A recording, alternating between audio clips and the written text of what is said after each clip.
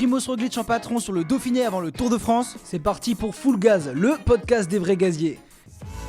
Full Gaz, plongez dans l'actualité du cyclisme professionnel avec la tête dans le guidon. Salut les amis, resserrez vos chaussures, rentrez les épaules et gardez la tête dans le guidon. Bienvenue dans le podcast Full Gaz présenté par LTDG depuis Lyonzon. Lyonzon, on est à la maison avant un énorme Tour de France. On va couvrir 100% du Tour de France, on vous le rappelle, cet été. On a hâte de vous révéler un peu plus ce qu'on va faire, mais suivez bien notre compte Instagram, on va en parler de plus en plus dans les semaines à venir, organiser des petits lives, des choses comme ça. Mais si on est là aujourd'hui, Grégorito, c'est pour parler un peu de l'actu. Et on va parler de quoi cette semaine, Grégoire ? Comme chaque semaine, Antoine, cette semaine, on va voir les résultats qu'il y a eu tout au long des 7 derniers jours, avec le retour notamment sur le Critérium du Dauphiné, la grande course en France par étape avant le Tour de France. Justement, on va aussi parler du Tour de Suisse qui va bientôt arriver. Il y aura le grand débat d'LTDG à Roglic et Remco. Pourront-ils jouer la gagne sur le Tour de France ? On va aller voir un peu toutes les infos en vrac de la semaine passée, puis l'actu Full Gaz avec un E pour les résultats. C'est un bon petit programme et je te propose qu'on commence directement avec les résultats en deux spi, avec notamment le Critérium du Dauphiné sur lequel on va faire notre focus, mais surtout le Tour de Suisse qui a commencé hier par un petit prologue. Un petit prologue, Grégoire, d'ailleurs, on va commencer directement dans le vif du sujet avec le Tour de Suisse qui a gagné la semaine hier, dimanche. Donc pour remettre dans le contexte, il y a 2 courses de une semaine pour préparer le Tour de France en juin. C'est le Critérium du Dauphiné la première semaine de juin et juste après le Tour de Suisse qui est beaucoup plus typé pour les grimpeurs. On est plutôt sur la haute montagne et au Critérium aussi c'était quand même bien typé montagne. Ouais, mais plus punchy, tu vois, pour des Remco, des Primoz. Là je te parle vraiment grimpeurs, genre des vrais de vrais grimpeurs avec beaucoup de haute montagne notamment. Ouais, effectivement, de toute façon culturellement à cette période de l'année, les grandes équipes du World Tour, elles divisent un peu leur effectif en deux, avec une partie de l'équipe qui va aller sur le Tour de Suisse et une autre qui ira sur le Dauphiné pour préparer leur sélection finale pour le Tour de France. Donc ouais, c'est 2 courses par étape montagneuse et sur lesquelles on voit des garçons presque au top de leur forme, parce qu'on est plus qu'à 2 semaines du Tour de France, mon gars. Ouais, 2 semaines et demie, ouais, ça va aller arriver très vite, hein. Ça commence le 28 de Florence, 28 juin. Et du coup, sur ce Tour de Suisse, ça a commencé par un prologue, donc un contre-la-montre court. Et c'est un spécialiste qui s'est imposé, Yves Lampart, qui s'est imposé devant Stefan Bischegger et Ethan Hayter. Donc voilà, c'est les spécialistes du chrono qui sont imposés sur ce prologue.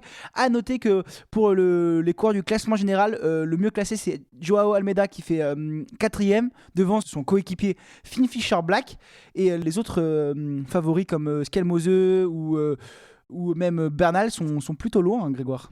Ouais, après bon, les écarts sont pas énormes, hein. Il y avait que 4,8 km, il n'y a rien de rédhibitoire. Côté équipe française, on peut parler de la meilleure équipe, le meilleur au prologue, ça n'a pas été Stefan Kung, ça a été Samuel Watson, le coéquipier de Stefan Kung. On a vu les nouveaux vélos de chrono de Villiers, leur équipementier vélo, et c'est le jeune sprinter puncher de la Groupama FDJ qui a fait mieux que l'expérimenté Stefan Kung, qui est un spécialiste de la discipline. Il fait combien ? Stefan Kung fait 8ème. Et Watson fait 6. Donc voilà, premier français Kevin Vauquelin qui fait 16ème à 12 secondes. Effectivement, les écarts sont pas énormes parce qu'on est sur un prologue assez court. Mais voilà, à noter que Kevin Vauquelin qui va peut-être jouer le général sur cette semaine. Tu penses qu'il peut rivaliser avec les meilleurs cette semaine ou pas ? C'est ce que j'allais dire. En fait, je sais pas si tu as prévu qu'on y revienne après, mais il y a un chrono en montagne sur ce Tour de Suisse. Alors je sais plus à quelle étape c'est. C'est la dernière étape, stage 8. C'est une montée chronométrée en gros de Villars-sur-Olon à Villars-sur-Olon. Donc t'as 15 km quand même, t'as 875 de D+. Et tu vois, c'est typiquement le genre de profil qui va correspondre à un Vauquelin qui est très bon au chrono, qui est bon grimpeur et qui va pourquoi pas pouvoir sortir son épingle du jeu sur ce Tour de Suisse, sachant que cette année il a quand même déjà fait pas mal de bons résultats et c'est assez encourageant. Et il fait 8ème au Pays Basque, il fait 10ème sur Tirreno Adriatico, il fait 2ème du classement général de l'Étoile de Bessèges. Donc les courses par étapes World Tour, c'est que des top 10 pour lui depuis le début de saison. Donc on va voir s'il va réussir à quand même aller chercher un podium, tu vois, au moins avant le Tour de France. Ce serait tellement excitant. Et le parcours de ce Tour de Suisse, il va être sympa à suivre toute cette semaine. On vous fait rapidement la preview parce qu'on va pas trop s'éterniser dessus. Ça va être à suivre de toute façon sur l'antenne d'Eurosport comme d'habitude. Mais et sur l'équipe, je crois, sur l'équipe 21 aussi. Et juste une étape qui m'a fait bien rire, c'est l'étape 6, Grégoire, une étape de 42,5 km, vallonnée, punchy. J'ai hâte de voir ce que ça va donner. Ça fait vraiment une course cadet.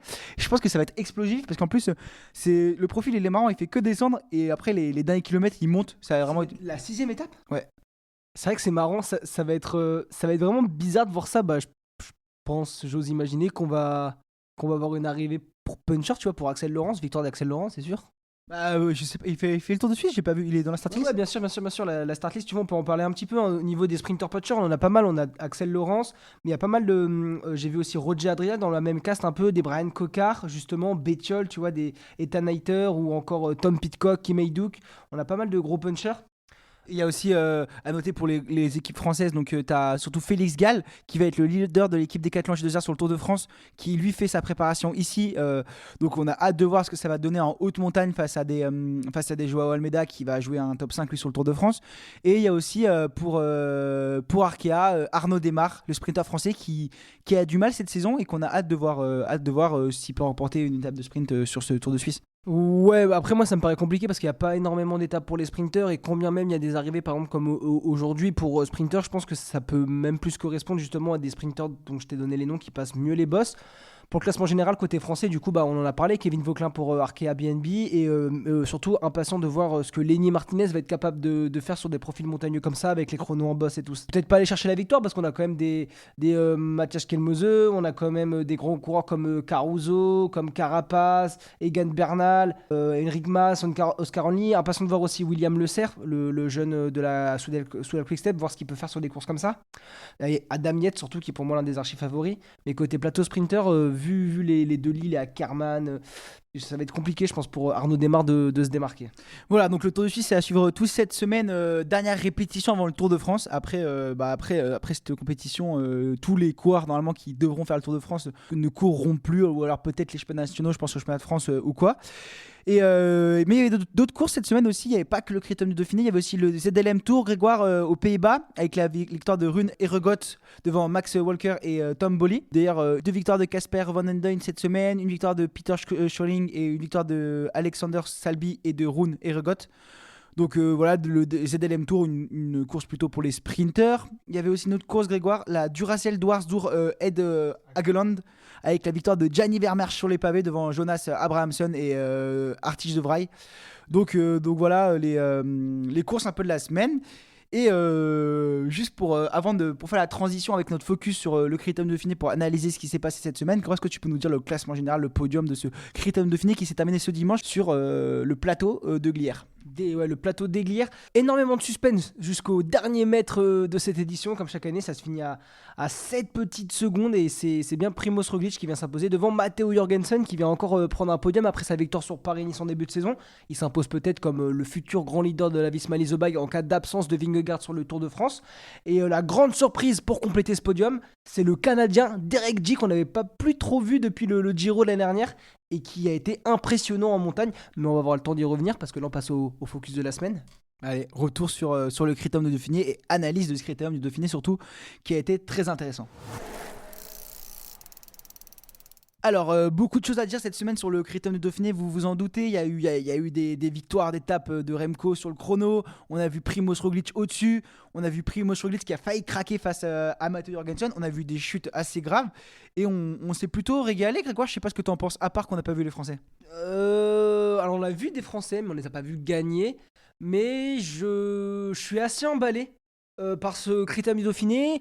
Alors, le niveau était soit très homogène, soit très bas, mais quand on voit le niveau des Remco Evenepoel et des Primoz Roglic, qui sont censés être les plus grands adversaires de Pogacar sur le Tour de France, je me dis que si Vingegaard il est pas au top de sa forme, Pogacar il va rouler sur le Tour cette année parce que des Roglic ils perdent des étapes face à des Derek G en montagne. Donc il termine dernier Derek G, il perd du temps le dernier jour. Après bon, c'est qu'ils reviennent de blessure après la grosse chute au Pays Basque. On a vu pas mal de chutes. On a vu aussi des échappés qui ont failli aller au bout. J'espère que sur le Tour de France, on verra plus d'échappés aller au bout. Normalement, oui, sur 3 semaines. Mais là, c'est vrai que depuis le début de saison, sur les courses comme ça, il n'y a pas trop de courses d'une semaine, pas trop de place pour les échappés quand même. Ouais, je suis d'accord avec toi. Ça contrôle tellement que les échappés, si les favoris veulent gagner, ils gagnent quoi. Pour revenir sur le top 10 de ce critérium, c'est Primoz Roglic 1er, Jorgensen 2e, Derek G, on va y revenir parce que c'est vraiment la surprise, la bonne révélation de ce critérium de Dauphiné et je pense que ça va être cool de le voir sur le Tour de France performer avec la Israël qui était même tu vois dans le plateau des Glières le dernier jour, ils étaient quand même bien accompagnés jusqu'au bout. Il a eu deux coéquipiers longtemps. 4e, Carlos Rodriguez pour la Ineos devant son coéquipier Lorenz de Plus. Alexander Vlasov fait 6e, Remco du coup fait 7e. Remco qui a annoncé être qu'à 85% de sa forme sur ce critérium du Dauphiné. Et ça s'est vu, mais on en reviendra parce que moi je l'ai pas trouvé ultra affûté. Je me demande si sur le Tour de France il n'a pas joué plutôt les victoires d'étape. Giulio Ciccone fait 8ème, lui qui n'a pas pu envoyer ses lunettes cette semaine parce qu'il n'a pas gagné. Oyer Lascano fait 9ème et Mikel Landa, un autre espagnol, fait 10ème pour la Soudal Quick-Step, lui le capitaine de route de Remco Evenepoel. Et moi je te propose qu'on revienne étape par étape sur ce critérium pour un peu analyser les hommes of force, ce qui s'est passé le premier jour avec Magnus Cort Nielsen qui transperce le brouillard et qui s'impose. Non. La première étape, elle a été remportée par Mats Pedersen à 5% sur Sioule sur un circuit final. Et t'as voulu aller un peu vite, t'as voulu sauter la première étape. Ouais, pardon. Et une étape au sprint, une arrivée au sprint avec un Sam Bennett qui fait 2 et un Hugo Page qui fait 3. Clément Venturini fait 4 aussi. Pour les Français, notamment dans le top 10, il n'y en aura pas d'autres, il me semble. Et Clément Rousseau fait 9ème pour la Groupama FDJ. Une étape classique, arrivée au sprint. Mats Pedersen, le meilleur sprinter du plateau. Avec un virage à 150 mètres à peu près de l'arrivée. Et un Sam Bennett qui avait été obligé de lancer, qui s'est assis à 50 mètres de la ligne. Ouais, Pedersen a été impressionnant cette semaine parce qu'il a roulé pour ses coéquipiers en montagne, pour Ciccone, dans les vallées. Il a fait les sprints. Enfin, ce mec, je l'adore. Il fait tout. C'est un leader qui va rouler pour les autres, qui sait sacrifier quand il faut, qui est impressionnant dans les montées de col. Je sais plus sur quelle étape c'est. Il roule dans un col et il reprend du temps à l'échappée alors qu'il n'y a que des grimpeurs devant. Non, c'était un col roulant, d'accord, mais Mats Pedersen impressionnant. Et Mats Pedersen, c'était déjà première étape et déjà dernière chance pour les sprinters parce qu'après, il n'y avait plus rien pour eux. C'était que pour les. Il y avait l'étape de Saint-Priest, mais qui a été malheureusement, on va y revenir, mais qui a été annulée à cause d'une énorme chute dans le final. Mais on peut revenir déjà à la deuxième étape. Ouais, c'est là où je te dis, là justement, deuxième étape, une grosse échappée avec Bruno Armirail au-dessus de tout le monde sur l'échappée qui attaque dans les kilomètres et qui se fait rattraper à 300 mètres de la ligne dans le brouillard, on voyait rien. Et donc à 300 mètres, on voit Armirail tout seul. Et après 300 mètres plus tard, Magnus Cort Nielsen qui vient lever les bras, en haut du col de la Loge devant Primoz Roglic et Matteo Jorgensen. Donc voilà, c'est une victoire de Primoz Roglic, mais Magnus Cort qui était au-dessus et qui d'ailleurs pour le petit clin d'œil va remporter la première victoire World Tour de l'année pour Uno X. Incroyable cette petite stat, j'ai kiffé. Et, surpris par Matteo Jorgensen qui au sprint comme ça vient réussir à prendre la 3e place. Et puis aussi l'avènement d'un petit 2003 Lucas Nero-Urcar qui vient faire son top 10, qui fait 7ème de cette étape. Donc voilà, il a 20 ans, il est britannique, il est dans l'équipe IF Education. Easy Post et puis il est nouveau cette année, il a fait 4 à Edgebone Francfort, c'est plutôt un sprinter puncher je dirais. C'est un jeune qui monte et c'est une très bonne pioche je pense pour IF qui sera peut-être capable de s'imposer sur des arrivées similaires dans quelques années. Sur l'étape numéro 3, du coup, on a eu un superbe final avec une attaque de Romain Grégoire qui vient passer Derek J, mais finalement Derek J en remet une. Et c'est bien Derek J qui l'emporte devant du coup le français de la Groupama FDJ, Romain Grégoire, et devant Lucas Nerudar. Encore lui. Et du coup, voilà une belle étape où on a vu. Du coup, c'était pas l'échappée, mais on a vu les leaders du classement général ne pas s'attaquer et du coup laisser la victoire à Derek J. En fait, et Derek J qui prend le maillot jaune d'ailleurs. Derek J va prendre le maillot jaune sur les 4 premières étapes. Il y a eu 4 changements de maillot, 4 porteurs du maillot jaune, vu que le deuxième jour c'était Magnus Cort Nielsen qui l'avait pris à Mats Pedersen. Derek J très fort et surtout très intelligent parce qu'il met d'abord une première attaque, Romain Grégoire saute dans la roue et puis Derek J se relève. Alors Romain Grégoire il a pas trop réfléchi, c'est ce qu'il explique en interview, mais il en a remis un peu, il a réattaqué et en fait en pensant que Derek J était mort, mais en fait Derek J il en avait gardé un peu, il a su accrocher la roue et redépasser Romain Grégoire dans les 50 derniers mètres. Quatrième étape, c'était le premier temps fort pour les hommes du favori, un chrono où assez long, de plus de 40 minutes.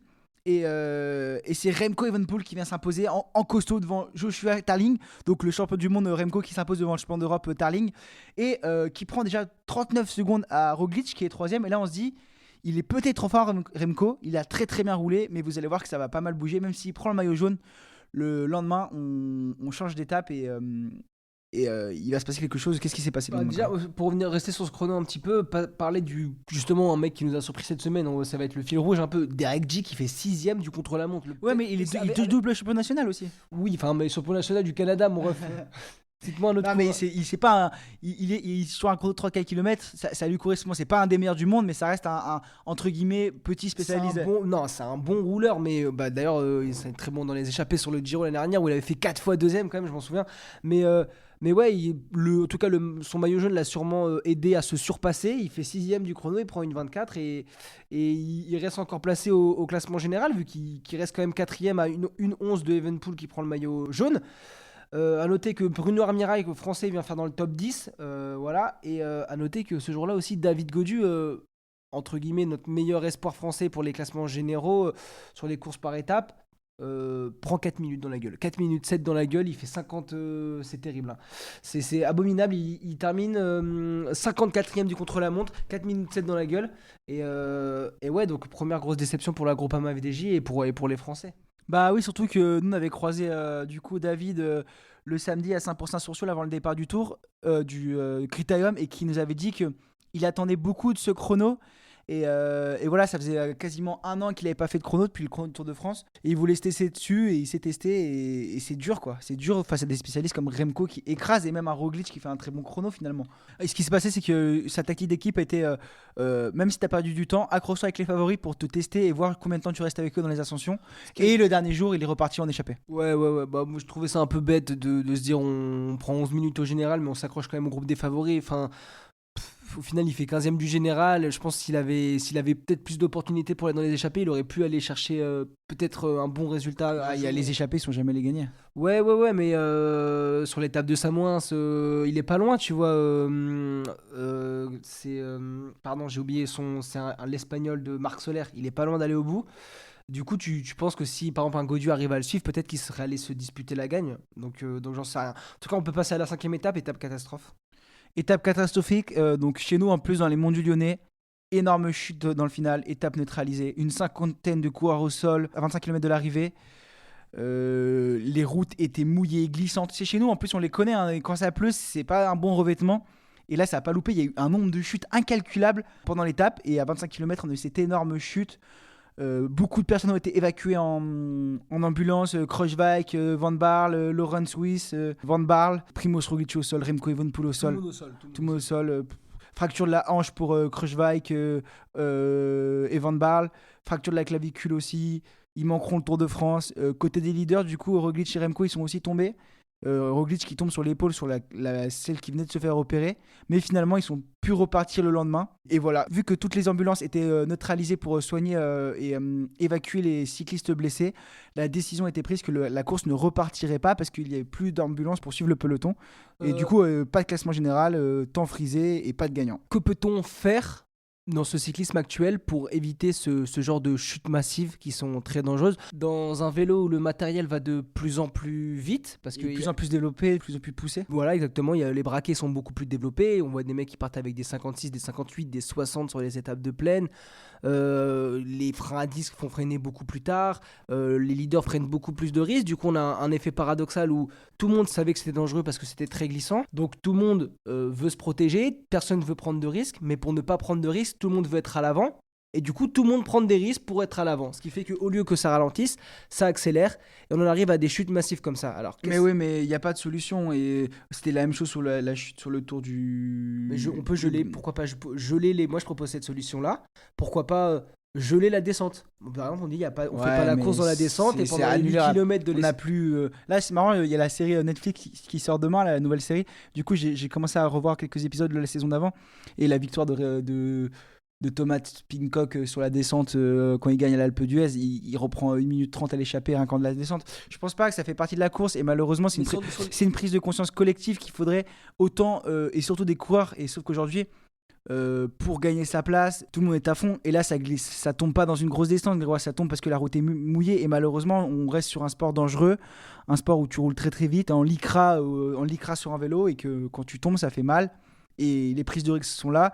Il faudrait une prise de conscience générale dans le peloton, que les coureurs soient moins fous, mais en même temps, tu peux pas demander à un gars de moins prendre de risques sur une étape et ça reste le sport. Et à mon avis, il n'y a pas vraiment de solution parce que même l'organisateur peut rien faire, quoi. Moi, je t'ai parlé de cette solution de geler le temps dans les descentes dangereuses quand on sait que sur des formats comme ça particuliers, des journées particulières, on peut se dire, on bloque les temps dans les descentes, on le remet à 5 km après la descente, ça va rien changer au sprint final.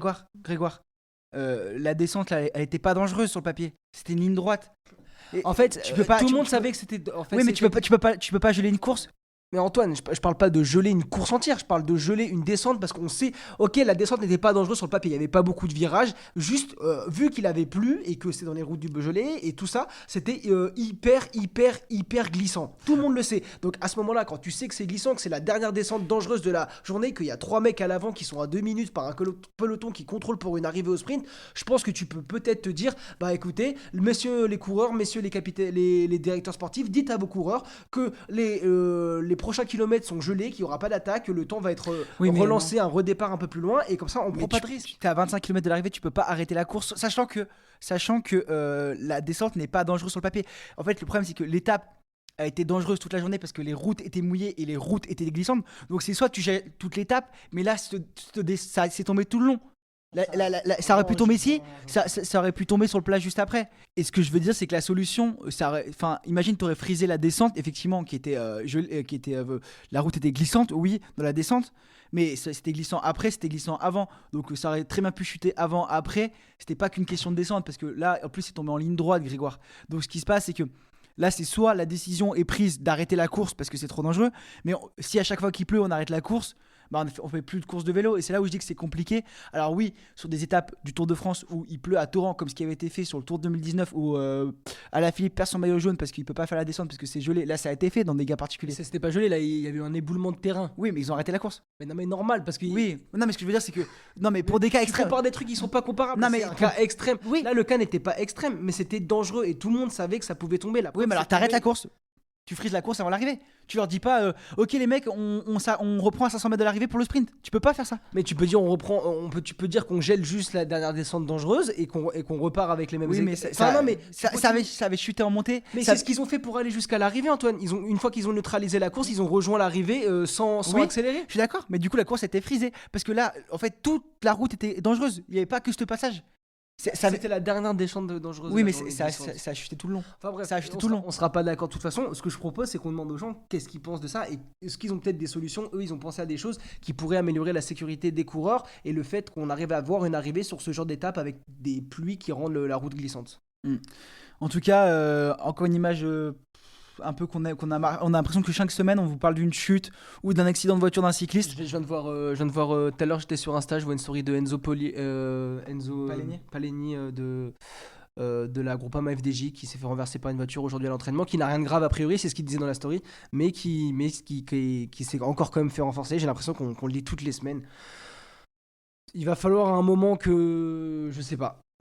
C'est dangereux, il faut faire gaffe, même pour vous à l'entraînement c'est archi dangereux et il faut que tout le monde prenne conscience qu'on fait un sport dangereux. Et après oui, que ce soit l'entraînement ou sur les courses, mais je pense qu'en fait juste on pratique un sport dangereux et qu'il faut en avoir conscience et que malheureusement je sais pas comment dire aux gens, dire à des coureurs d'aller moins vite en fait. C'est soit tu fais la course soit tu la fais pas. Et voilà, on va pas aller plus loin dans le débat. Mais malheureusement, c'est vrai qu'il va falloir trouver des solutions et les solutions, nous, on ne les a pas aujourd'hui. Donc, comme a dit Grégoire, dites-nous vous vos solutions que vous avez. Faites-nous des retours sur Insta, on vous fera peut-être une vidéo, on va lancer un débat. Donc, n'hésitez pas à venir participer au débat sur nos dernières vidéos. Et voilà, mais non, ça fait mal à chaque fois de voir les gens tomber et mentalement, ça use. Alors, ça use nous qui suivons le vélo, alors imagine les coureurs. Imagine, il y a un mec qui balance une bête d'idée là, genre sur Insta, et genre on l'envoie à l'UCI et l'UCI fait ah bah ouais, il n'y avait pas pensé, mais c'est génial. En vrai, ce serait dingue. Ce serait un truc de zinzin. Si vous trouvez une vraie solution, vous êtes des zinzins. Étape 6, 2 victoires pour Primož Roglič qui là prend le leadership du critérium et qui montre qu'il est au-dessus. Remco qui craque. Sur l'étape 5, c'est Giulio Ciccone qui fait deuxième devant Alexander Vlasov. Et sur l'étape 6, c'est Jorgensen qui termine devant Giulio Ciccone. Attends, on va faire étape par étape. Déjà, ouais, l'étape 6, décevant parce qu'en fait, ça s'est un peu regardé vraiment. De toute façon, il n'y avait que Ciccone qui avait envie d'attaquer. De toute façon, sur ce critérium du Dauphiné. Et j'ai kiffé sa vibe. Il faisait qu'attaquer tout le temps. Et ouais, Roglič arrivé au sprint en fait avec un Vlasov monstrueux. Une stratégie un peu bizarre de Roglič qui va rouler un peu sur Vlasov qui avait suivi Ciccone à un moment. Donc, ou de plus, je crois qu'il attaque. Enfin, bref. Mais en tout cas, bon, Roglič arrivé au sprint comme ça, c'est le meilleur. Tu dis Remco qui craque. Moi, j'avais plutôt l'impression Remco qui reste à son rythme et qui limite la casse. Il avait dit ne pas être en forme. J'avais plus l'impression qu'il s'est dit vas-y, je vais faire des efforts à haute intensité pendant longtemps et qu'il n'avait pas forcément la le rythme pour changer justement de rythme, pour faire des accélérations et qu'il est resté à son rythme. Qu'il prend 40 secondes quand même, mais vu qu'il a craqué quand même tôt dans l'ascension, bah, il a pas pris tant de temps au final. Non, il a bien limité la casse, mais il était juste pas au niveau quoi, des autres grimpeurs. En fait, finalement, c'est ce qu'il nous avait dit, il avait pas bluffé au final. Non, il a pas bluffé, il était pas en forme. Et d'ailleurs, il a dit à la fin, il était qu'à 85% de son forme.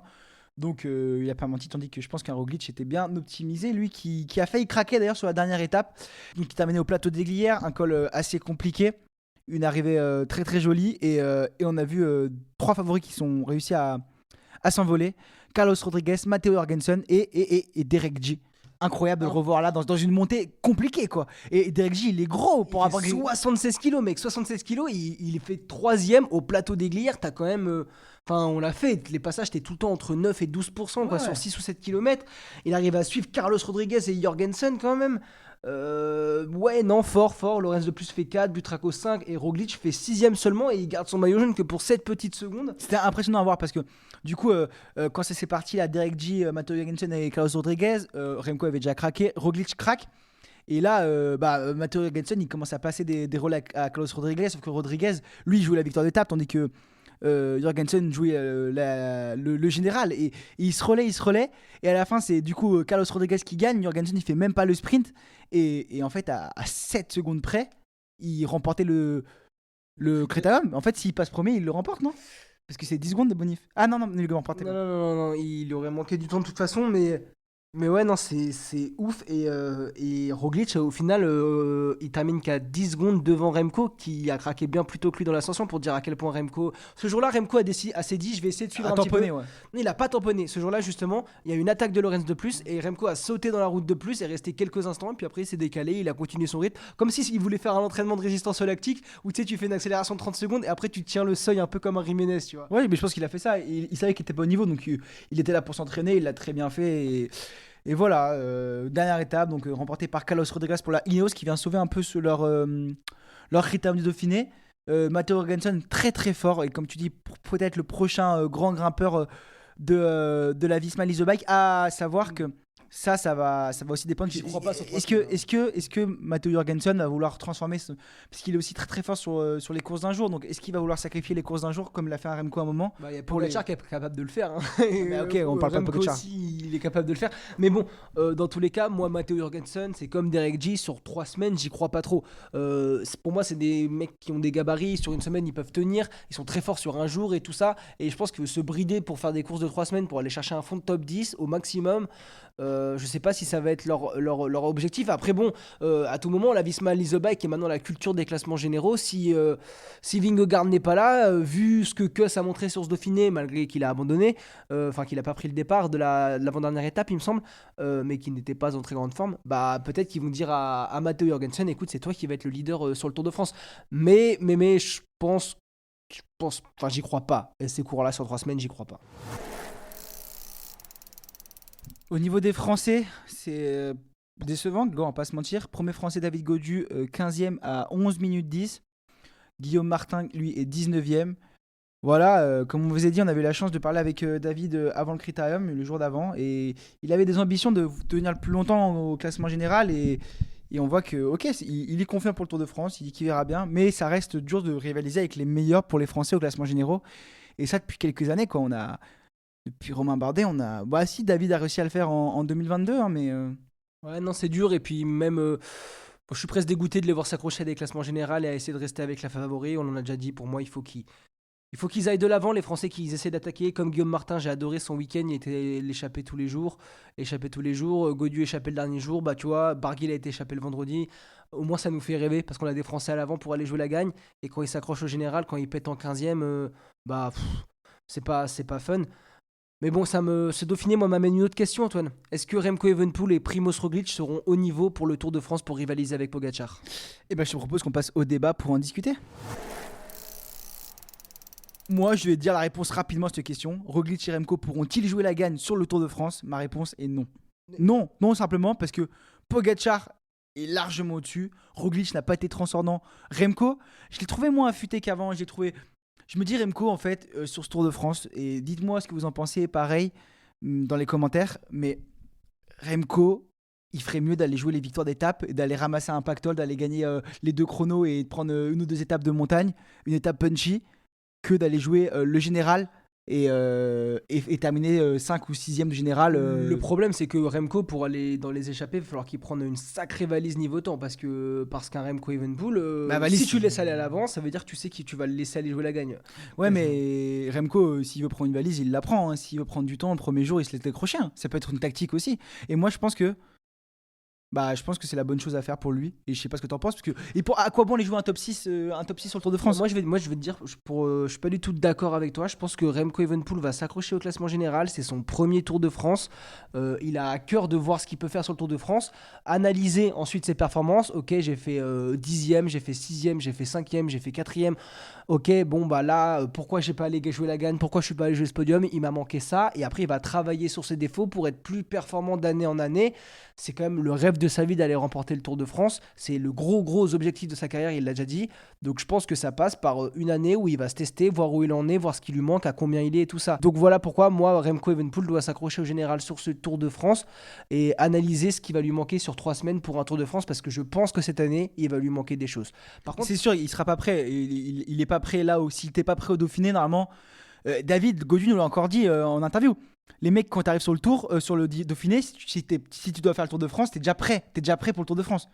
Et donc voilà, je pense que Remco, avec sa chute, je pense que c'est la faute de sa chute, il est pas prêt pour le Tour de France, pas pour jouer le général, en tout cas pas pour battre avec des Pogacar, des Vingegaard. Pour ce qui est de Primoz Roglic, je pense qu'il va pouvoir aller accrocher un podium sur le Tour de France. Et moi, mais pas mieux qu'un podium. Je pense pas qu'il pourra aller disputer la gagne. Pour moi, Pogacar est intouchable à ce niveau-là, vu comment il a survolé le Giro et vu comment le niveau qu'a montré Roglic par rapport à des grimpeurs qui sont, même si Jorgensen est très bon, c'est des grimpeurs qu'on n'a jamais vus sur 3 semaines et qui sont pas. C'est pas Vingegaard, quoi. Derek G, Lorenz de plus, tu vois, il se fait battre par des gars comme ça sur le plateau des Glières. On parle pas parce que c'est Carlos Rodriguez qui gagne. Ok, lui, on peut le mettre dans la trempe des futurs très grands sur les courses de 3 semaines, mais sur les arrivées en montagne. Par contre, Derek G, Lorenz de plus, Matteo Jorgensen, on n'est pas sur le gratin des grimpeurs, quoi. Non, c'est sûr que non. Donc pour moi, un podium, il va pouvoir y aller à la régularité, aux bonifications comme il a l'habitude de le faire. Par contre, ça va être une bataille pour lui déjà de prendre le podium et ça va être compliqué d'avoir plus. Je suis complètement d'accord avec toi et je pense que, je le dis, il fera entre 3 et 5 Primoz Roglic sur ce Tour de France. À voir aussi s'il chute pas, parce qu'il a encore beaucoup chuté sur le Critérium de Dauphiné, et aussi s'il craque pas, parce qu'on a vu beaucoup Roglic craquer et tout perdre sur une étape. Donc à voir. À voir, mais je pense que non, effectivement, Pogacar, et à voir la forme de Vingegaard en fonction de son retour de blessure. Je pense que Roglic et Remco ne peuvent pas jouer la victoire sur ce Tour de France, et que de toute façon, la victoire va jouer entre Pogacar et Vingegaard comme chaque année depuis 3 ans. Je suis assez d'accord avec toi. 5 ans, les deux semblent quand même bien intouchables sur 3 semaines. À voir aussi la forme de Vingegaard, je le répète, parce que je veux bien que ce soit clair, de son retour de forme. On passe aux informations en vrac. Yes. Les infos en vrac, c'est parti avec la première info, que la liste des Français pour les Jeux Olympiques, les 4 Français sélectionnés pour les Jeux Olympiques, la course en ligne sera donnée le lundi 8 juillet par Thomas Voeckler. Première journée de repos, deuxième journée de repos, première journée de repos. Oui, première, je pense. Je sais pas si c'est une journée de repos, mais oui. Et surtout à savoir que voilà, cette année, le peloton pour les JO, et c'est que 90 coureurs, c'était bien réduit. C'est pour ça que les équipes sont beaucoup plus petites. Donc voilà, on rêve d'une médaille française sur les Jeux Olympiques, française à la maison. Nous, en plus, on y sera, donc ça serait vraiment la fête de ouf de les recevoir au Club France et de fêter un peu avec eux, quoi. Ouais, grave. Et en parlant de ça, tu sais qu'on pourrait recevoir un certain Julien Alaphilippe qui va renoncer au Tour de France pour se concentrer sur ces Jeux Olympiques, justement. C'est la deuxième information en vrac. Et Alaphilippe, il l'a annoncé, c'est depuis le début de saison. Remco Evenepoel faisait un peu du pied à Julien pour qu'il vienne sur le Tour. Après, Julien veut venir sur le Tour, pression médiatique, tout ça, nanana. On sait que c'est compliqué pour lui et je pense que c'est une bonne solution pour le préserver. Il a gagné sur le Giro, il revient tranquillement, il regoute un peu à la victoire et aux bonnes performances en se faisant plaisir sur des courses, en revenant pas à son meilleur niveau, mais proche d'un très très bon niveau de forme. Et donc je pense que c'est bien pour lui de s'enlever cette pression médiatique et de se concentrer sur le Tour de France. Complètement d'accord avec toi, et on a hâte de voir Julien, Loulou, le chouchou des Français, avec des belles pancartes dans les rues de Paris à Montmartre, taper tout le monde sur la côte finale. Voilà. Dernière info en vrac, la saison 2 Netflix au cœur du peloton, elle sort ce mardi 11 juin. Donc voilà, allez checker ça. Et si vous avez des familles qui comprennent pas pourquoi vous kiffez le vélo encore, montrez-leur cette série. Ça aide vraiment à comprendre un Tour de France, parce qu'en vrai, expliquer un Tour de France à quelqu'un qui ne suit pas le vélo, c'est quand même une sacrée galère. Et avec cette série, ça aide à comprendre un peu tous les enjeux d'un Tour de France. le fait qu'il y ait 4 classements annexes, qu'il y ait un maillot jaune mais un vainqueur chaque jour, des choses comme ça. Et puis ça va se rappeler aussi des bons souvenirs parce que 2023 c'est notre premier Tour de France, Grégoire. Sur le terrain. Sur le terrain, du coup. On les voyait Netflix déplier leur drap noir, tu sais, pour faire des interviews sur les paddocks, à côté des camions, tout ça. Pour une petite anecdote, j'ai rencontré le réalisateur en boîte de nuit au duplex après le Tour de France. Il est venu me parler, on a bu un verre au bar. Et ouais, impatient de voir ce que ça va donner. Et surtout, moi je suis trop hype toujours quand il y a une série qui parle de mon sport comme ça. Après, on sait que c'est archi romancé et que en vrai, la saison 1, elle m'avait plu, mais quand tu connais le vélo, t'apprends pas grand chose. Mais c'est quand même stylé. Ouais, mais tu vois, là quand tu veux expliquer à tes potes ce que c'est le vélo, bah y a rien de mieux parce que ça donne envie. Et même si c'est romancé, bah justement, Netflix, c'est leur métier de faire ça, Netflix. Du coup, ils savent donner envie aux gens d'aimer le vélo. Et je pense que ça ramène de la hype, de nouvelles personnes. Du coup, trop content. Et d'ailleurs, dites-nous, vous, ce que vous en pensez de cette série, si vous allez la regarder. Et si vous êtes hype, si vous l'avez déjà vu, parce que peut-être que le podcast, vous allez le regarder en différé. Je te propose qu'on passe à notre dernière rubrique sur cette bonne info. L'actu full gaz avec un E, avec pas mal de courses cette semaine. A commencer par la Vuelta Ciclista à Catalunya avec la victoire de Marianne Vos devant Reine Marcus et Catherine Allerud. Doublé de la SD Works, donc encore au classement général, qui rafle tout. Et la première française, c'est donc Cédrine Kerbaol qui termine 6ème. Donc elle fait monter la forme tranquillement avant le Tour de France. Elle avait été maillot blanc l'année dernière pendant pas mal d'étapes. Voilà. Donc c'est cool. Et il y avait aussi la première étape a été remportée par Ali Wollaston, la deuxième étape par Marianne Vos et la troisième étape a encore été remportée par Ali Wollaston. Donc voilà, Marianne Vos qui a fait deuxième, première, deuxième, donc voilà, elle gagne logiquement le classement général. Une autre course par étape cette semaine, le Tour de Grande-Bretagne avec la victoire de Lotte Kopecky devant Anna Anderson et Kristen Margerus. Voilà, vraiment une course où Lotte Kopecky et la SD Works a écrasé, tellement qu'ils ont écrasé, ils ont gagné les 3 premières étapes avec Lotte Kopecky et Lorena Wiebes, et sur la 4e étape, est-ce que tu as suivi ce qui s'est passé? C'était vraiment gaulerie. Non, j'ai pas vu, mais je crois que tu vas me raconter que l'anecdote va être très marrante. Je crois que t'as Lotte Kopecky, Lorena Wiebes, Lotte Kopecky qui est en tête, qui va gagner et qui freine pour laisser gagner sa compatriote. Et en fait, c'est Ruby Roseman Ganon qui s'impose devant Christine Margerus, Lorena Wiebes et Lotte Kopecky. Et du coup, Lotte Kopecky essaie de faire une passe décisive. Et du coup, ils font 2, 3, 4. Et ils loupent la victoire pour une connerie. On aurait dit une course cadet. Voilà, à force de vouloir trop dominer et trop faire les malins, on se fait avoir. Bah, ce serait peut-être bonne leçon. Quand on dit être trop facile, tu vois, quand t'es trop, bah là ils ont été clairement trop faciles et elles se sont fait punir directement. Mais rigolo comme anecdote. Une autre course d'un jour, Grégoire, qui s'est passée cette semaine, l'Elsmos Dwarsdoord à Glodden, avec l'victoire de Lucinda Brand devant Talita de Jong et Caroline Schwingel. Et la dernière course qui est cette semaine, pas mal de courses féminines cette semaine. La Spar Flanders Diamond Tour avec la victoire de Clara Consoni devant Anina Atosalo et Catherine Schwenberger. Donc voilà, beaucoup de courses, la pression monte avant cet été, avec notamment le Tour de France qui va se dérouler en août et le Giro en juillet, donc les 2 grands tours qui vont se dérouler les 2 prochains mois. Et on a une nouvelle info qui est sortie aujourd'hui, c'est que le Tour de France féminin en 2025 repartira de la France, partira de Bretagne. Et une étape a été rajoutée. Donc le Tour de France féminin ne fera pas plus que 8 étapes, mais 9 étapes. Et d'ailleurs, Marion Rousse a déclaré: la course grandit au rythme du cyclisme féminin. Je pense que c'est une bonne chose que ça grandisse petit à petit. Je trouve que c'est très bien fait. Et chaque année, si on rajoute une petite étape, ouais, et tout, c'est bien. Puis surtout, là, je pense que c'est les Bretons qui vont être contents que enfin le Tour de France revienne un peu sur leur terre, même si c'est le Tour de France femmes. Bah, ça va être justement l'occasion, mes Bretons, de montrer votre amour que vous avez pour le vélo, pour donner envie aussi au Tour de France masculin de repasser en Bretagne. Donc ça va être le moment de tout donner et d'aller soutenir les filles dans la rue. Trop cool. Voilà, donc les amis, c'est la fin du podcast. J'espère que vous avez kiffé suivre toutes ces petites infos. J'espère que vous êtes chaud hype pour le Tour de France qui se rapproche. Faites-nous comme d'habitude vos retours par message, en commentaire. Dites-nous ce que vous en pensez de ce podcast. Et on vous fait des gros bisous et on vous souhaite une bonne semaine. Ciao!